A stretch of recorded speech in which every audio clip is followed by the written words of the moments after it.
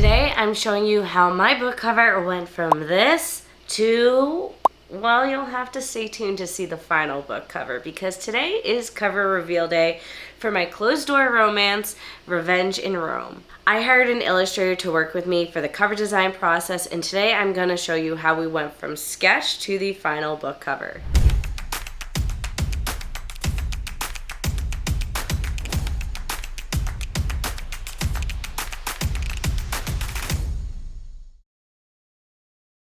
Hello everyone, my name is Mandy. I'm an author, the creator of the Book Entrepreneur series, and I also have courses on book cover design and book formatting. If you want weekly videos on the business of being an author, make sure to subscribe and hit that bell notification icon so you never miss a new upload. You can also join as a YouTube member to get early access to videos. Once again, today is cover reveal day for my new closed door romance, Revenge in Rome. This is a fake dating billionaire romance set in Italy. It's gonna be on Kickstarter, so if you want special editions of the book or early access to the ebook, make sure to follow the Kickstarter. It's free.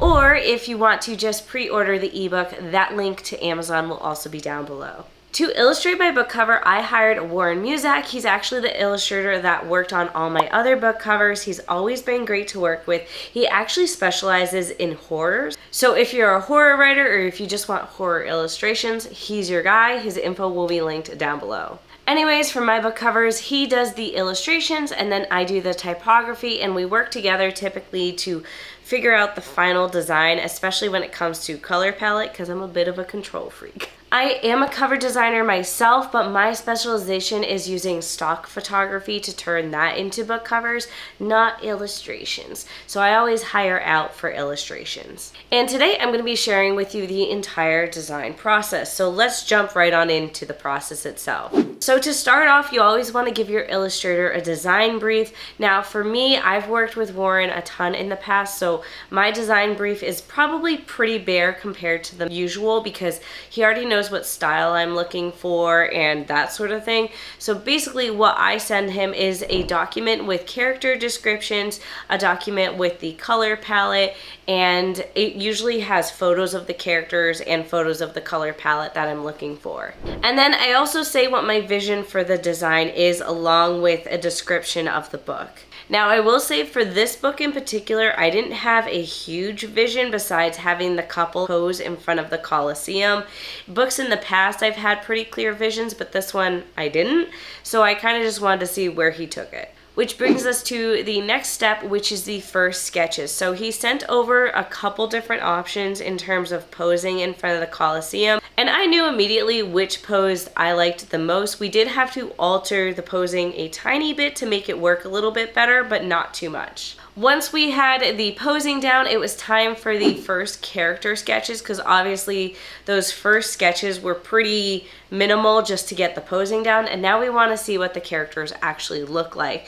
So when he sent me the character sketches over, the guy looked perfect. The girl, I wasn't in love with her yet, and we're gonna do a lot of tweaking to her down the line to make me fall in love with her. But I did know that something about her face I didn't like, and then her hair felt it was too poofy at the top. Next came the first draft. This is the first color version of the illustration we're seeing. And I knew immediately the colors didn't work. The color scheme that I chose, it worked in my head, but seeing it in person, it didn't work at all. So he actually knows how I like to work, and he gives me a layered Photoshop file so then I can take that Photoshop file, open it up in Photoshop myself, and play around with the colors there.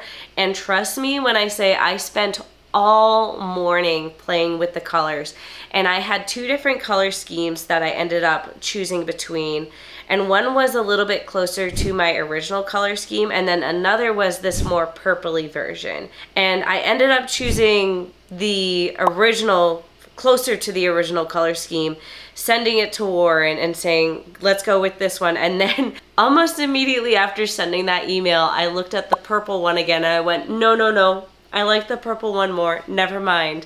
And then I emailed him again.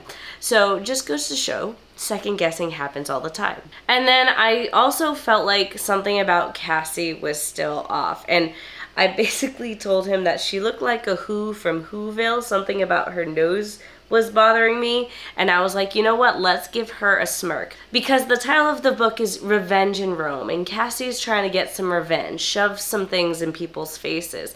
So let's tell that through her face. Which brings us to the next step in the process, which was the face changes. Now, Warren let me know based off of my feedback that it probably wasn't the nose that was bothering me. It was more likely that the eyes and eyebrows needed some updates, and even like the smirk a little bit. And so he ended up giving me 3 more options of eyes and eyebrows so I could choose which one I felt worked best.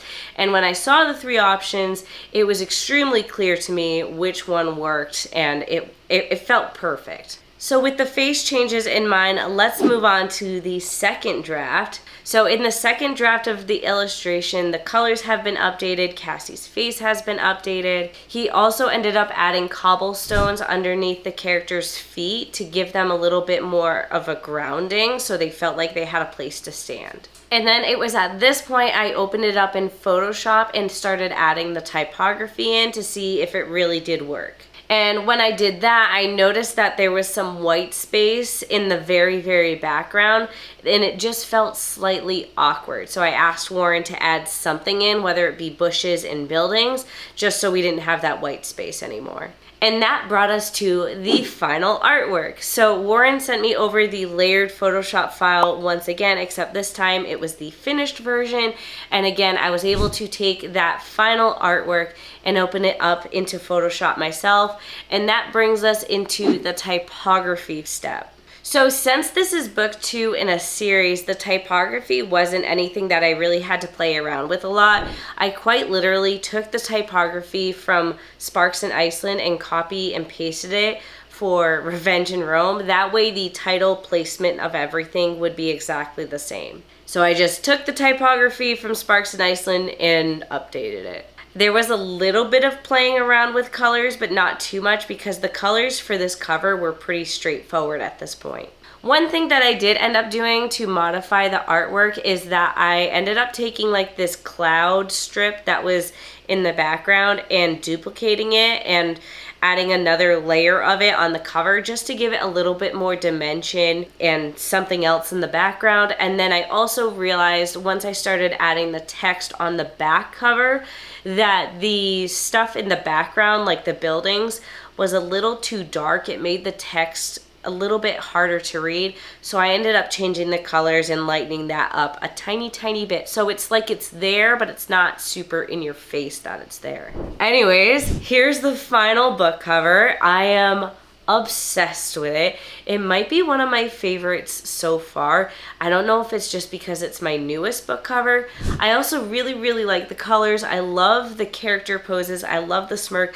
I really like this story. It feels like a very fun story. Like, it's quite literally just meant to be an extremely fun read, and I feel like it comes across that way on the book cover, and I can't wait for you guys to read it.